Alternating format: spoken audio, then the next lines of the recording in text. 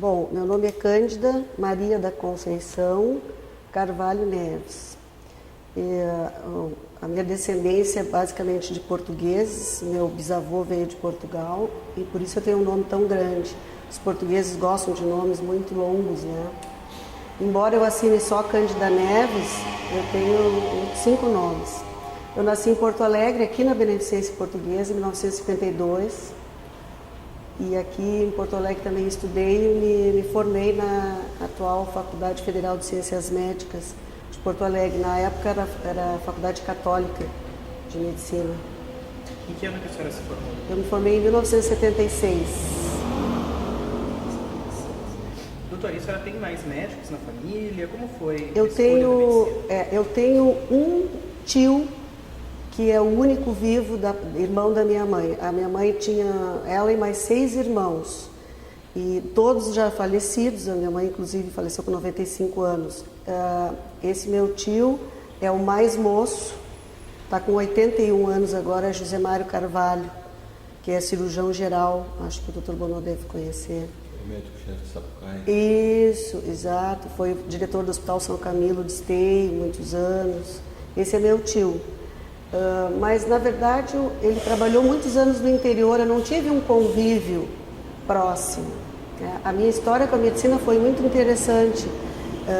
Eu tinha 13 anos de idade e a esposa desse meu tio, essa minha tia, eles moravam em Esteio na época, ela teve o 5º filho e o feto entrou em sofrimento e eles tiveram que fazer uma cesárea de urgência lá em Esteio. E ela fez uma sepsis abdominal e veio muito mal para a UTI do Hospital Ernesto Ornelis. Na época, era a única UTI que Porto Alegre dispunha, assim, mais equipada, era do Ernesto Ornelis.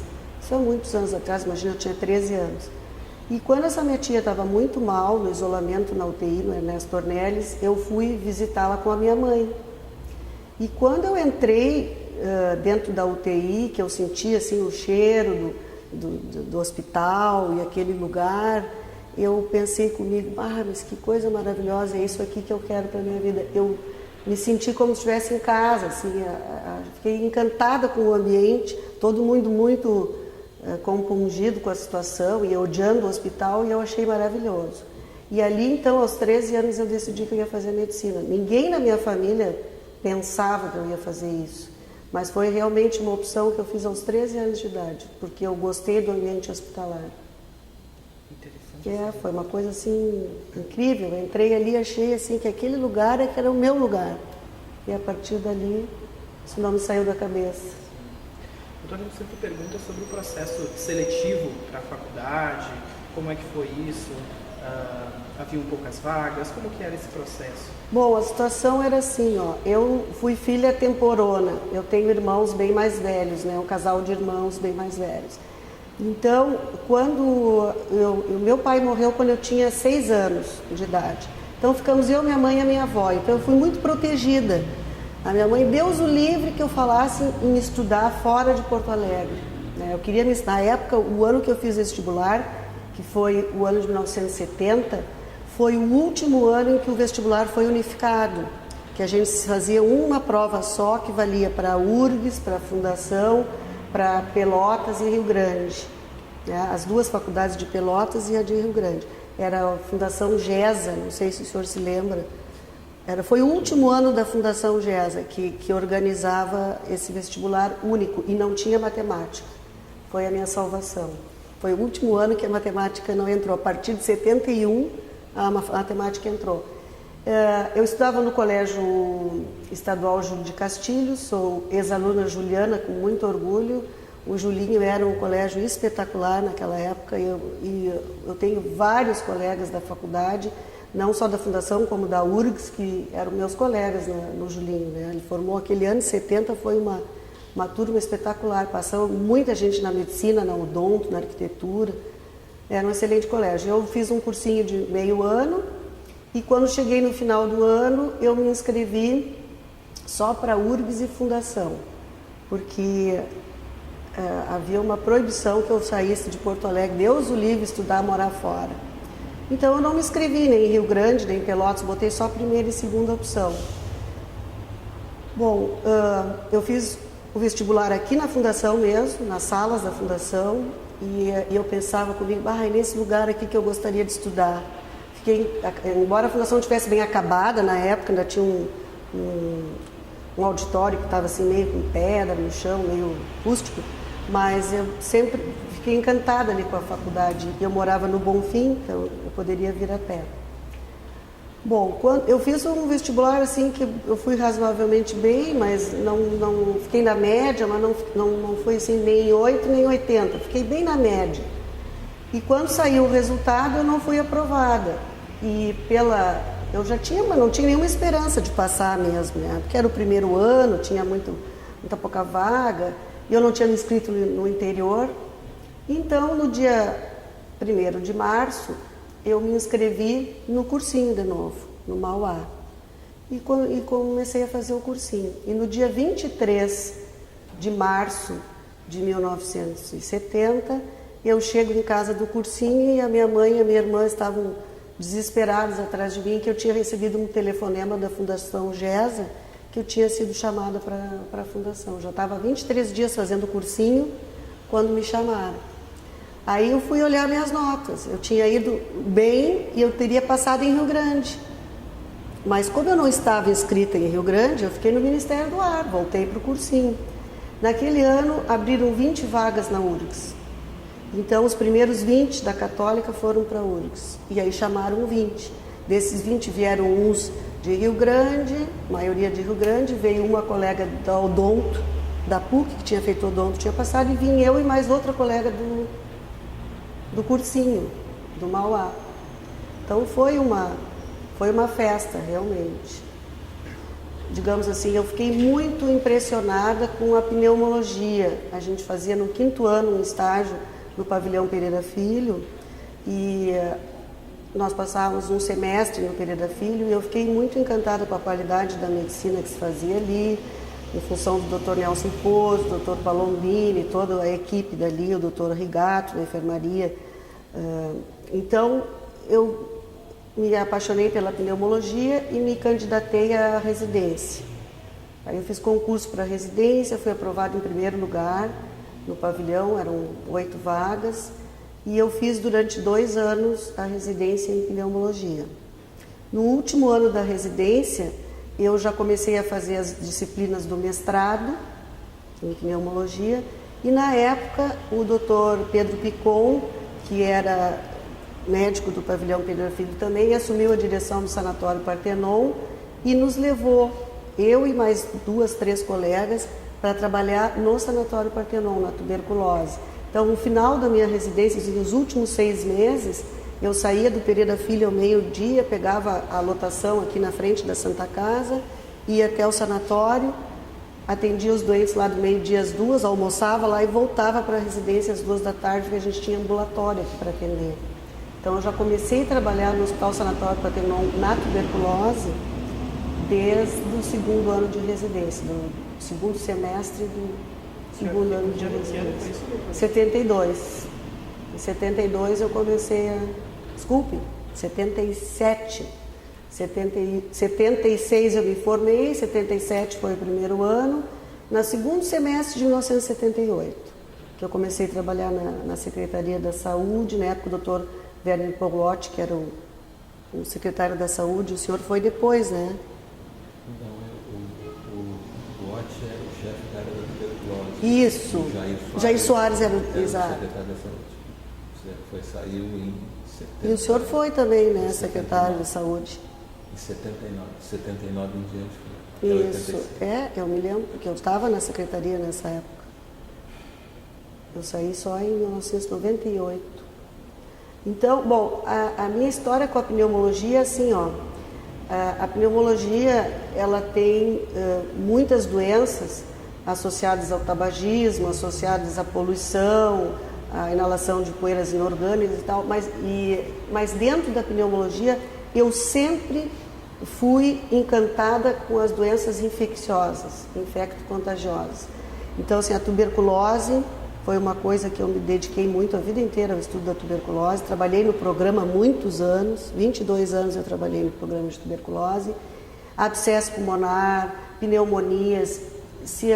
Quando eu parei para olhar para trás, tudo que eu tinha, trabalhos que a gente tinha feito, estudos que a gente tinha feito, sempre a minha área assim, de preferência dentro da pneumologia eram as doenças infecciosas. Terminei a minha residência e nos primeiros, já trabalhando na Secretaria da Saúde, né? Terminei o mestrado no ano seguinte e continuei trabalhando no Hospital Sanatório Partenon e comecei em consultório também. Em 1981, em março de 1981, o falecido professor José Andraus Chaeb era o chefe do serviço de pneumologia do Hospital da PUC e ele me convidou para ir trabalhar lá com eles.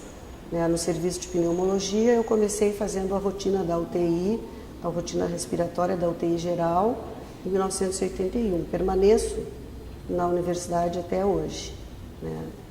Como professora e como profissional.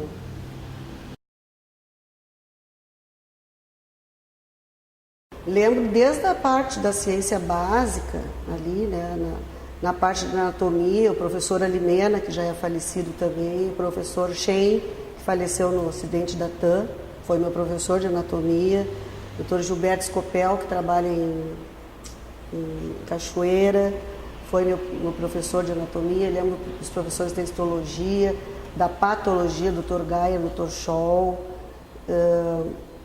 Lembro de todos os professores da bioquímica, o doutor Siqueira, que também já é falecido, que davam nó nas ideias da gente na bioquímica.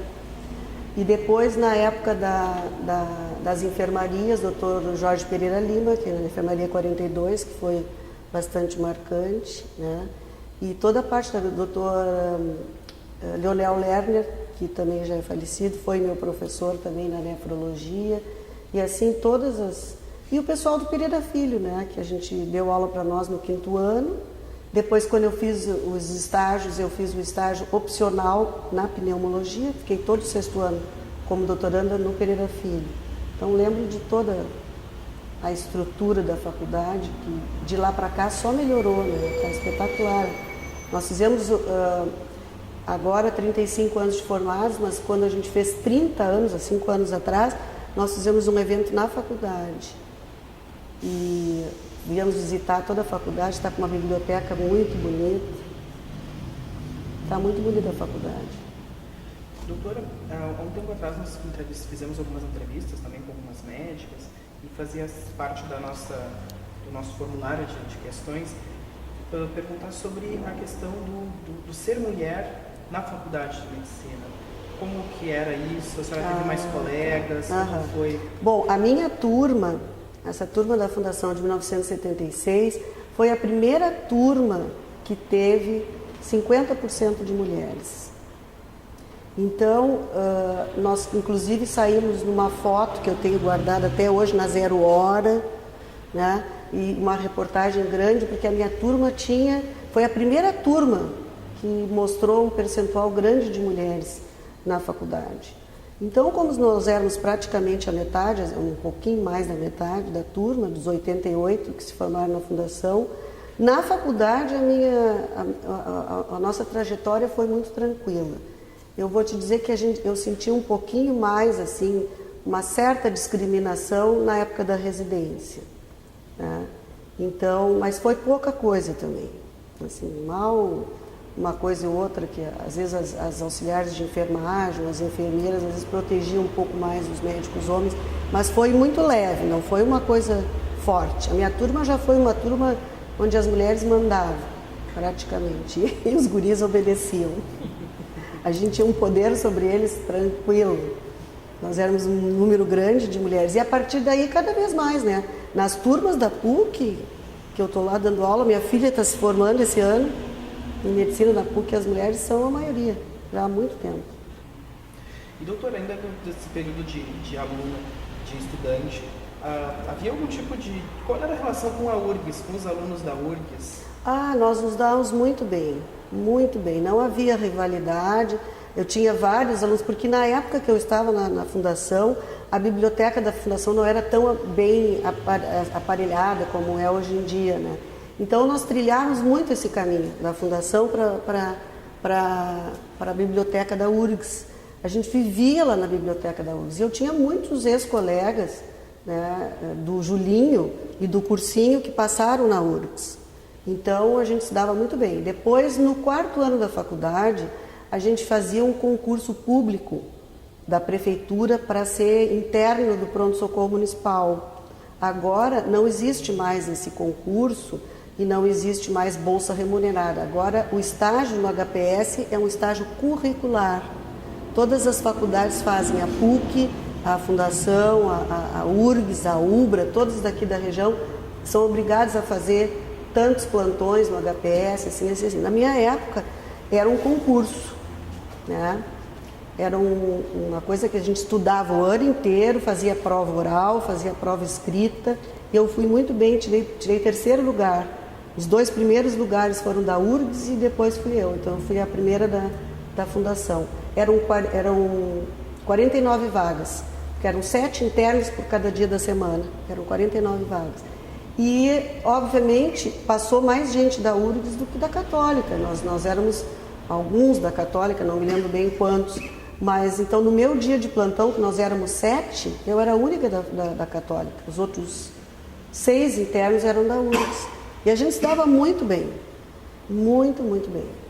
Eu nunca senti assim, nenhuma rivalidade. A gente fazia festa junto, se encontrava, ia nos eventos médicos que havia. Nunca houve nenhum problema, nenhuma rivalidade.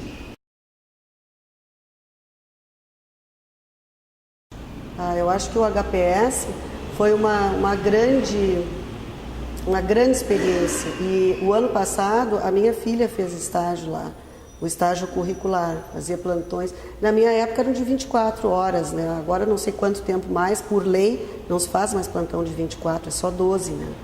Então, ela fazia 2 plantões de 12 durante a semana e as histórias que ela vinha contando do HPS e trouxeram todas as lembranças de volta e eram praticamente as mesmas de 30 anos atrás, né, dos atendimentos, das coisas que aparecem lá, e a ideia que a gente tinha na época de que o pronto-socorro, com todas as suas deficiências, ainda era o melhor lugar para atender um politraumatizado. Né?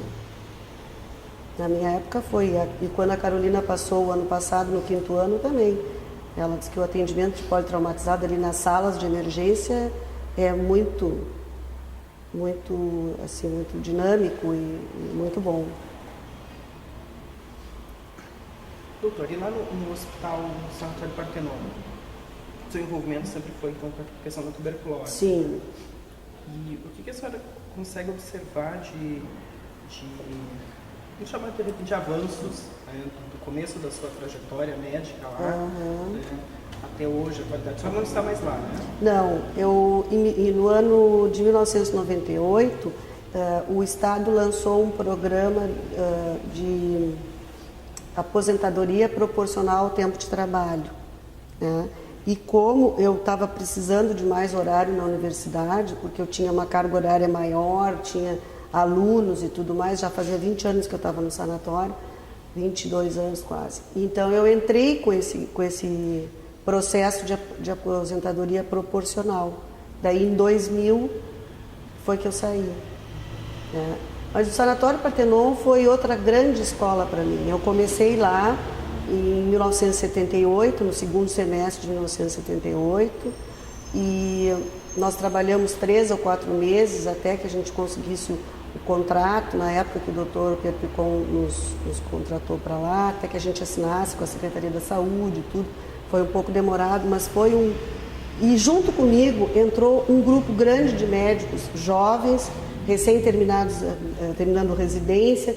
Então foi um grupo que pegou junto, sabe? E foi muito importante. A gente conseguiu fazer trabalho científico, a gente conseguiu fazer publicação de trabalhos em revistas internacionais. Inclusive nós tivemos um trabalho feito por nós lá, foi publicado no Yearbook de 1987, o Yearbook de Pneumologia. O Yearbook é um livro que junta os trabalhos daquele ano que foram considerados os trabalhos mais importantes no mundo na área. Então, o Yearbook de Pneumologia de 1987 tem um trabalho nosso feito no Hospital Sanatório Partenon. O que mostra que mesmo onde tenha poucos recursos, se as pessoas têm interesse, né, e trabalham com afinco, a gente consegue coisas. Então, lá no sanatório, muita coisa a gente conseguiu. Quando eu comecei lá, o grande problema do sanatório em relação aos doentes, né, o sanatório é um hospital de retaguarda do programa de tuberculose do Rio Grande do Sul, e é um hospital que interna pacientes que têm problemas basicamente psicossociais ou problemas de saúde graves, né? Porque a grande maioria dos pacientes com tuberculose fazem tratamento em nível ambulatorial. Então, ele sempre variou entre 80, 90 e 120 leitos que ficavam exclusivamente para tuberculose. Na época que eu fui para o sanatório, o nosso grande problema lá era o alcoolismo. Então, a maioria dos pacientes que iam para lá é porque não conseguiam se tratar na unidade sanitária por causa do alcoolismo. Alcoolismo. Bom, esse era o principal problema. Depois, conforme os anos foram avançando, a gente passou para a cocaína, né? Que começou a entrar bastante paciente com usuário de drogas e drogas injetáveis, com bastante problema de droga, começou a entrar droga dentro do hospital, então havia esse era a grande mazela, né?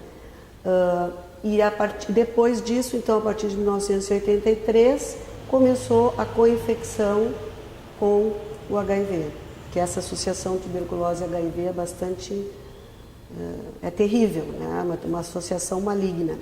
Então, as coisas foram migrando, né, em termos de complexidade. Os doentes foram se tornando mais doentes e mais complexos, né, em termos de tratamento, em função das coinfecções. Daí começaram a aparecer coinfecção com HIV, coinfecção com hepatite C, começaram a surgir as novas doenças, né. Lá no sanatório, nós tínhamos reuniões científicas semanais, apresentação de casos, rounds também em cada ala semanais, onde a gente discutia os casos, entravam a assistente social, a psicóloga, o psiquiatra, né, o educador físico. Sempre havia um grupo grande para discutir aqueles pacientes, né, eram todos pacientes problema, porque eram aqueles que não conseguiam se tratar em nível ambulatorial. E ao longo dos anos, muita coisa foi se modernizando. No início, quando a gente precisava uma história terapêutica, a gente tinha que ligar lá para o 5º andar da Secretaria da Saúde, falar com o fulano que olhava no computador grande da Secretaria o nome do paciente, data de nascimento, e nos dava a história do que ele já tinha tomado, né? Depois, com os anos, o hospital foi informatizado, daí para lá já foi o terminal, já se podia acessar essas informações sobre a tuberculose. E com os anos todas as coisas foram melhorando. Ainda é um hospital que tem muitas carências, como qualquer hospital público hoje em dia, mas a estrutura, eu diria assim que a equipe de médicos que trabalha lá, o Sanatório Partenon, desde que eu fui para lá em 1978, ele sempre foi a menina dos olhos de todas as pessoas que trabalhavam lá dentro. Eu posso dizer que se talvez tivesse uma ou dois colegas que fizessem aquilo lá um bico, fosse assim, poucas horas por dia, não trabalhasse bem, que quando o Picon foi para lá, ele tirou uns 10 médicos assim, que já estavam para se aposentar e tal, e botou 10 que vestiram a camiseta. Então foi uma época onde todo mundo trabalhava lá com muito gosto. Inclusive, quando eu fui sair do sanatório, eu levei 1 ano preparando a minha cabeça para sair do sanatório, que foi meu primeiro emprego, foi um lugar onde eu aprendi muita medicina. Então eu fui me preparando psicologicamente durante 1 ano para largar. Não foi uma coisa fácil para mim.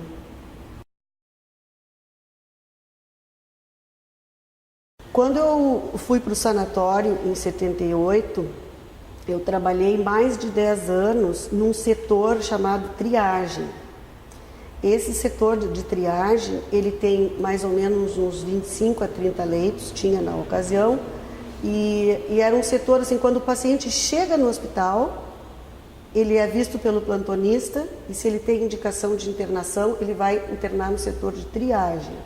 Então, o médico triagista é aquele médico que examina o paciente, faz uma história do paciente, vê os exames e decide se ele tem tuberculose em atividade ou se ele tem uma tuberculose que é só um resíduo, uma cicatriz, avalia qual foi a condição que esse paciente trouxe para o hospital, qual condição ele tinha, né? Por que ele veio para o hospital, se ele tem uma doença intercorrente, ou seja, então o paciente ficava 2 a 3 dias na triagem sendo avaliado. Se ele tivesse tuberculose em atividade, ali mesmo o médico da triagem já decidiu o esquema terapêutico que esse paciente ia usar, e quando ele fosse para a ala de tratamento, saísse da triagem, ele já ia já com o plano terapêutico dele definido. Então o paciente tem tuberculose em atividade, vai tratar com tal e tal esquema, assim, já é tudo decidido. E se o paciente não tinha tuberculose, por exemplo, eu já atendi lá abscesso pulmonar de aspiração, muitos, porque sangravam, botavam sangue pela boca, levavam para o sanatório, mas nem tudo que bota sangue pela boca é tuberculose, né? Até estenose mitral já baixou lá para mim, que era um problema cardiológico, e internou lá. A gente tinha que fazer o diagnóstico, separar o joio do trigo, né? O que tem tuberculose e o que não tem. O que não tem, assim que possível, transferido para fora do hospital, e o que tem tuberculose, tendo indicação de internação, ficava lá. Então, quando eu trabalhava nesse setor de triagem, eu já havia, desde 1981, os primeiros relatos de uma nova doença, uma nova síndrome, né, que estava associada a uma imunodepressão adquirida, porque a pessoa não nascia com ela. E a partir de 1981, vários casos foram descritos nos Estados Unidos, né, e depois na África, e assim começou. Nessa ocasião não se tinha ainda a identificação de qual era o agente causador, não se tinha exames para fazer, mas se sabia o diagnóstico sindrômico, né? Sabiam os sinais e sintomas que faziam parte daquela nova doença. Bom, então, em setembro de 1983, internou para mim, no setor de triagem do Sanatório Partenon, um paciente que veio transferido da Santa Casa, esse paciente com tuberculose de disseminação hematogênica, uma tuberculose disseminada chamada tuberculose miliar, bastante emagrecido, mau estado geral, e internou para mim na triagem. Esse paciente começou o tratamento para tuberculose e ele ficou comigo na triagem porque a ala de tratamento estava lotada. Então ele foi ficando ali na triagem. Bom, depois de uns 4 meses de tratamento para tuberculose, esse paciente estava bem, tinha engordado 10 quilos, caminhando pela enfermaria, se sentindo super bem, ficou internado, que era um paciente que estava se recuperando, estava em mau estado geral, mas já tinha recuperado peso. Esse paciente começou a fazer febre e ele entrou em insuficiência respiratória. Nós fizemos uma radiografia lá no hospital e ele tinha uma pneumonia extensa, bilateral, simétrica, o pulmão ficou branco dos 2 lados e ele entrou em sofrimento respiratório. Como a coisa foi muito rápida, em 48 horas ele foi para o oxigênio, entrou em sofrimento respiratório, a gente não sabia que pneumonia era aquela. Eu já tinha algum tempo de formado, desde a faculdade, residência e sanatório, eu nunca tinha visto uma pneumonia igual àquela. Então, por isso, esse paciente foi transferido para o hospital da PUC, e lá no hospital da PUC foi feita uma biópsia de pulmão. Ele foi anestesiado, foi aberto um pequeno corte no tórax e tirado um fragmento de pulmão para examinar. O patologista era o Dr. Geraldo Gayer e poucos dias, no outro dia, o paciente foi à biópsia no final da tarde, no outro dia, depois do almoço, ele já me telefonou para dizer, olha, isso é uma pneumonia fúngica e é uma pneumonia por Pneumocystis carini, esse fungo, assim. Eu nunca tinha visto em toda a minha vida nenhuma pneumonia por Pneumocystis carini. E quando eu fui ler os sinais dessa primeira, os principais sinais e sintomas dessa síndrome da imunodeficiência adquirida, digamos assim, a pneumonia por Pneumocystis carini era uma infecção definidora de AIDS. Os primeiros casos, aliás, se chegou à conclusão que tinha uma doença nova, porque ao CDC de Atlanta, entre 1981 e 1982, foram notificados tantos casos de pneumocistose, né, dessa pneumonia, que os médicos do CDC de Atlanta sentaram e pensaram, bom, alguma coisa está acontecendo. Até hoje não tinha nenhuma notificação. E no último ano teve 400, 500 notificações. Então, alguma coisa está acontecendo. Então, o que eles foram ver? Eles viram que todas essas pessoas que foram notificadas ao CDC de Atlanta como portadores dessa pneumonia, eles tinham uma característica em comum. Eram homens jovens, entre 20 e 30 anos, pertencentes ao grupo homossexual, né? E também tinham vários jovens, homens jovens hemofílicos, né, nesse grupo. Então, eles chegaram à conclusão que estavam diante de uma nova doença. Essas pessoas baixavam a imunidade, porque até 1981 a incidência de pneumonia por pneumocistis carini era uma incidência muito baixa. Acontecia em crianças tratando linfoma, em pacientes tratando imunossuprimidos por quimioterapia, mas era uma coisa bastante rara. E de 81 para 82 foi assim, um boom. Então, por isso que se chegou à conclusão que alguma coisa nova estava acontecendo. Se imaginava que a transmissão era sexual, em função de estar inicialmente num grupo muito ativo sexualmente, e se imaginava que também pudesse ser transmitida por sangue, uma vez que havia uma incidência alta de hemofílicos na ocasião, né, apresentando esta síndrome, que achava-se que se fosse viral, mas não se tinha ainda identificação do vírus. Bom, aí esse paciente então apresentava uma pneumonia por pneumocistis carini. Na época o tratamento é sulfametoxazol mais trimestoprim, que é o Bactrim. Na época nós não tínhamos na secretaria no estado Bactrim injetável, e esse paciente foi tratado com uma dose alta de Bactrim por via oral. Felizmente não ficou no respirador, ele fez a biópsia, saiu do respirador, veio com máscara e ficou na nossa enfermaria com máscara todo o tempo e se recuperou, curou essa pneumonia. E então, baseado na história, né, tuberculose miliar, emagrecimento, pneumonia por pneumocistis carini e mais a história que eu consegui com a esposa do paciente. Ele era caminhoneiro, fazia a Porto Alegre, São Paulo, era um paciente promíscuo do ponto de vista sexual, que na época era assim que se pegava a doença. Hoje em dia isso não existe mais, né? Mas na época era um grupo mais promíscuo. Ele era um paciente que era bissexual, dito pela esposa e depois dito por ele também. Então, nós na época pedimos para a doutora Miriam Reis, que era imunologista, já é falecida também, ela inclusive era mais moça do que eu, mas já faleceu. Ela era imunologista, trabalhou no Clínicas, trabalhou no Weiman, e a doutora Miriam Reis foi fazer uma avaliação imunológica, estudou os linfócitos desse paciente, fez uma avaliação imunológica bem importante. Chegamos à conclusão que ele era um paciente imunodeprimido, porque só poderia ser para apresentar pneumocistose. Então, esse caso foi diagnosticado sindromicamente como um caso de síndrome da imunodeficiência adquirida. Até então não se tinha um agente etiológico. Isso foi em setembro de 1983.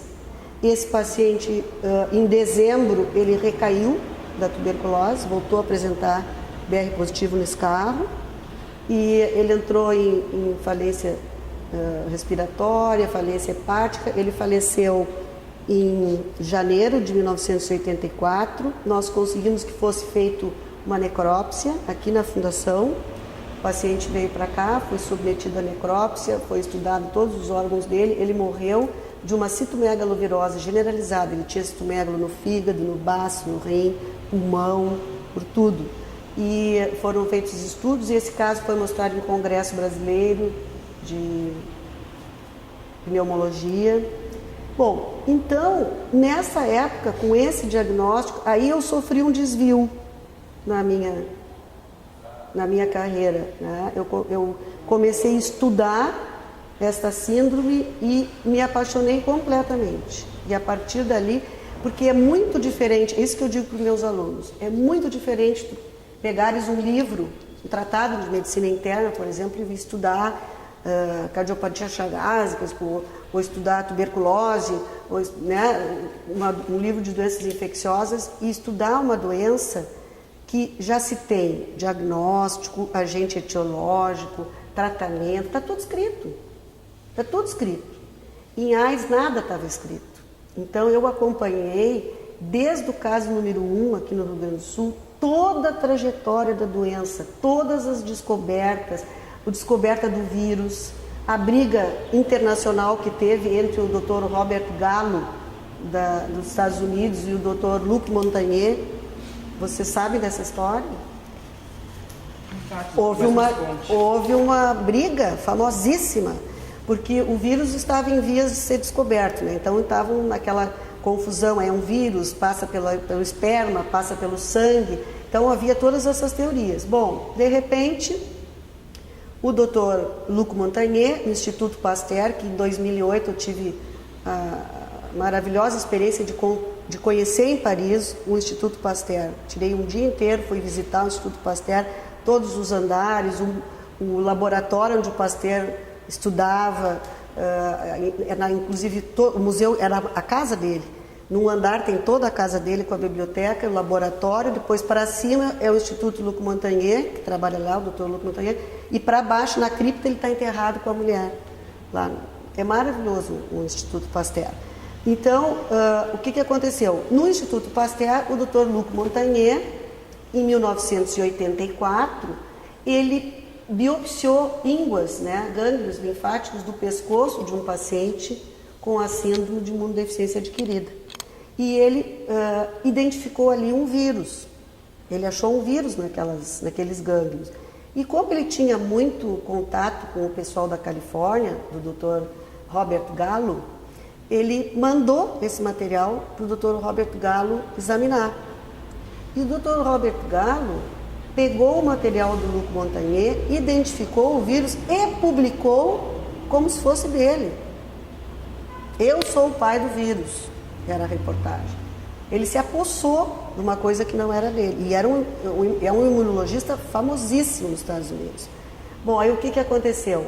O Dr. Luc Montagnier entrou com um processo, foi uma coisa assim internacional, que o material era dele e o outro publicou, né, como seu.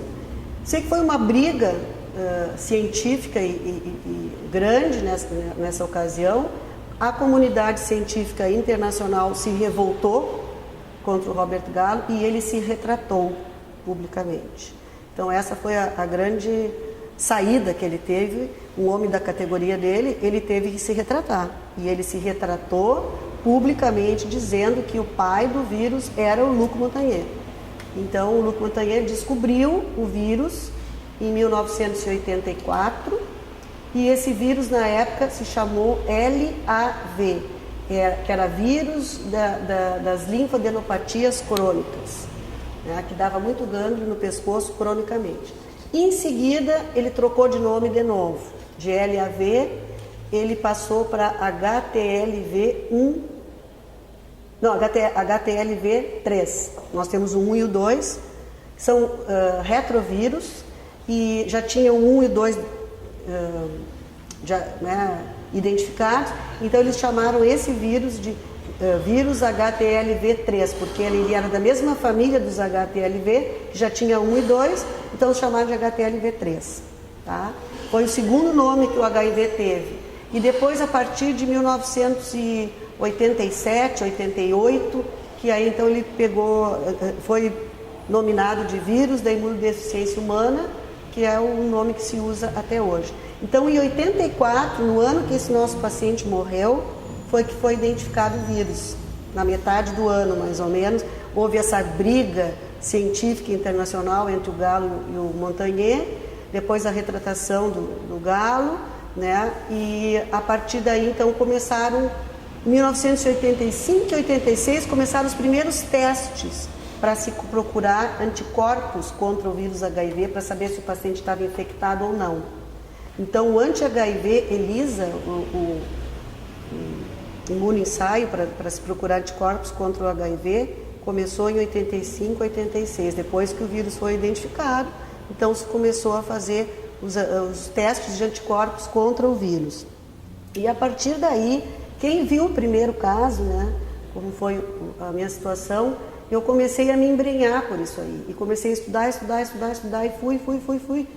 Então, em 1987, eu fui para São Paulo, para o Hospital Emílio Ribas, fiz um estágio de 15 dias, um curso de 15 dias, que era para vários profissionais de todo o Brasil, que o Ministério da Saúde estava oferecendo.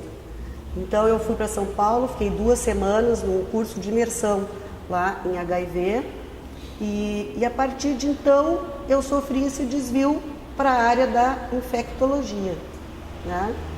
Então eu comecei a tratar esses pacientes, comecei a acompanhar esses pacientes e no início o que a gente tinha? A gente tinha um diagnóstico sindrômico, a gente tinha a partir de 85, 86 um diagnóstico sorológico, podia dizer que o paciente tinha anticorpo contra o vírus HIV e a partir do final dos anos 80, 89, por aí que começou a se dosar a carga viral, a quantidade de vírus, né? Começou a se medir isso no sangue, né? Na época, esses exames para tu fazer a carga viral e a contagem da célula de defesa, que é o CD4, era uma novela. O paciente coletava o sangue pela secretaria, daí ia para São Paulo, levava um mês para voltar, a carga viral a mesma coisa. Nos laboratórios particulares era carésimo, porque era uma tecnologia moderna, então praticamente era um PCR na parte do quantitativo do vírus, praticamente os convênios não pagavam, os pacientes não podiam fazer, então a gente tinha que ir mais na intuição clínica do que nos exames laboratoriais. Tá? Bom, em 1990 surgiu a primeira droga para tratar HIV, que foi o AZT. Então, dessa época tem várias lembranças, como o Cazuza, né, que foi tratado com uma dose altíssima de AZT, que ficou com aquela cor cinza, né, por causa da dose muito alta, que na época foram o primeiro remédio que surgiu. A partir de 1992, então, surgiu o segundo remédio, que foi a didanosina, o DDI, e assim foram surgindo outras medicações, mas eu sou da época em que a gente atendia o paciente e dizia assim, olha, o senhor vá para casa, se alimente bem, não fuma, não bebe, faça sexo seguro e volte de 3 em 3 meses para acompanhamento. Era só, a gente não tinha mais nada para oferecer para os pacientes. No entanto, logo em seguida que se começou a tratar bom, já perdi a conta, né? Nesses anos, quantas pneumocistoses eu já vi. Porque desde que eu vi a primeira da minha vida, agora qualquer aluno da PUC bota uma radiografia e vê um paciente, faz diagnóstico de pneumocistose, de tão comum que essa pneumonia se tornou em função da epidemia de HIV. Então, na época, no final da década de 90 também surgiram os primeiros estudos clínicos mostrando que depois que o paciente tinha essa pneumonia, a gente deveria manter uma dose pequena de Bactrim supressiva para que o paciente não recaísse. Já que a imunidade não subia, como é que ele, né, essa pneumonia não deixa imunidade definitiva? Então a gente começou a profilaxia da pneumocistose, que já foi assim um grande boom, porque aí os pacientes não recaíam e não morriam dessa doença, que ela tem uma mortalidade alta, essa pneumonia. Então os pacientes saíam da pneumocistose, os que curavam, ficavam tomando uma dosezinha pequena de Bactrim todo dia para prevenção. Bom, eu me lembro que na época, antes de ter a Secretaria da Saúde, ali na dermatologia sanitária, fazer um ambulatório, se organizar num ambulatório para atender esses pacientes soropositivos, o primeiro ambulatório que teve na Secretaria da Saúde fui eu que montei, lá no Sanatório Partenon. Então eu tinha duas tardes por semana, acho que eram as terças e quintas, que dá umas 3, eu atendia pacientes com HIV encaminhados de outros lugares, para mim dar orientação, né, pedir exames e tudo aquilo ali. Então, na época, eu me lembro que o Jair Ferreira estava na coordenação da dermatologia sanitária e ele, então, fez esse contato comigo e eu fiz o primeiro ambulatório para atender pacientes com HIV. Logo a seguir, nos anos que se sucederam, aí então a Secretaria se organizou e foram organizados vários ambulatórios, foi descentralizado e tudo, mas o primeiro grupo de pacientes com HIV eu acompanhei ali. Então, como eu estou nessa situação desde 1983, eu pude ver toda uma doença nova se desenrolando, né? O surgimento do vírus, o surgimento dos primeiros testes, o surgimento das primeiras drogas, o primeiro estudo clínico que mostrou que o AZT dado para as gestantes caía a transmissão materno-fetal, né, intraútero, de 50% para 2 e pouco, e agora nós estamos com 0,9% de transmissão materno-fetal. Então, foram inúmeros avanços. Bom, depois se começou a estudar os novos tratamentos, e eu me lembro que em 1994 eu fui a uma conferência mundial no Japão. O Ministério da Saúde ofereceu bolsa, que era com patrocínio do governo japonês. A Nêmora Barcelos era na ocasião a coordenadora do programa, ela mandou os formulários lá para a PUC, eu me inscrevi e ganhei a bolsa para ir para o Japão em 94, participar desse congresso. Esse congresso foi uma coisa extremamente impactante, porque foi a primeira vez na minha vida que eu vi, por exemplo, a gente está acostumado em congresso médico, chega no congresso médico só tem médico, quando muito uma enfermeira ou um enfermeiro, mas é basicamente médicos. E a partir que eu comecei a participar dos congressos internacionais de HIV, os congressos internacionais de HIV não são só os médicos que participam, as pessoas que vivem com HIV também participam, que eles chamam PWA. Até eu descobri o que era essa sigla, eu penei, que os americanos adoram siglas, né? PWA é People with AIDS, tá? Pessoas com AIDS, PWA. Então, eu me lembro que assim, no Japão eu participei de um fórum comunitário. Nesse fórum comunitário, eu acho que era só eu e mais um outro colega que não éramos portadores do HIV. Todos os outros eram portadores de HIV. Né? Participei de um fórum que tinha 400 mulheres africanas soropositivas. Né? E tudo assim, uma situação em 94, uma situação muito triste. A gente voltou do congresso, era uma coisa muito emocionante, uma coisa que deixava a gente assim muito tocado, porque era uma mortandade disseminada. Começou a aparecer uma síndrome chamada síndrome de burnout, que é uma síndrome que dá na equipe de saúde que trata com esses pacientes, que começam a ficar deprimidos, porque um após o outro os pacientes iam morrendo. E eu tive pacientes que eu acompanhei 10, 15 anos, que me tornei amiga, e perdi vários. Inclusive eu fui para terapia para reforçar a minha parte psicológica, porque era muito difícil acompanhar um paciente durante muito tempo e acabar inexoravelmente perdendo esse paciente, né? Tenho inúmeras lembranças de pacientes que eu acompanhei durante muitos anos. Então, nesse congresso de 94, foi um congresso assim, onde surgiu a síndrome de burnout, todos os profissionais da saúde estavam entristecidos porque não havia luz no fundo do túnel. Então, foi um congresso muito acachapante nesse sentido, pouco ou nenhum progresso. 2 anos depois, houve os congressos internacionais são de 2 em 2 anos, houve um congresso em Vancouver, no Canadá. E esse congresso, eu também me inscrevi para uma bolsa, a universidade pagou, a PUC pagou a minha passagem, eu levei 2 trabalhos para mostrar, e em 96 o congresso foi assim absolutamente maravilhoso, foi uma coisa assim onde surgiu o primeiro conceito do coquetel. Então, esse japonês naturalizado americano, David Ho, ele lançou o conceito do coquetel, que o vírus por mutações teria que ser tratado com 3 drogas simultaneamente, a exemplo da tuberculose. A tuberculose e o HIV tem muitas semelhanças. O negócio da resistência, tem que tratar com esquema tríplice, como é que o vírus desenvolve resistência, é muito... Por isso que eu sempre digo lá para os meus alunos, quem sabe tratar tuberculose sabe tratar HIV, porque os princípios básicos são os mesmos. Então, foi assim um boom nesse congresso. Quando eles mostraram o primeiro conceito de carga viral, como é que se media a carga viral, para que a carga viral servia, foi um negócio assim deslumbrante. Então, nesse congresso se começou então a partir desse congresso em 1996 se começou a fazer os primeiros tratamentos, né?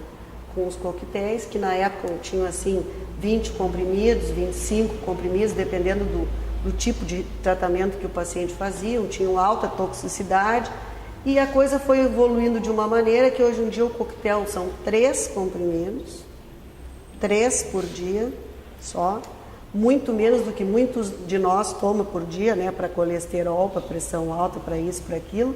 São 3 comprimidos por dia, absolutamente bem tolerados, né? O arsenal terapêutico, que era de 1, 2 ou 3 drogas, agora tem uma lista assim de nem sei quantas drogas na Secretaria de Saúde disponível.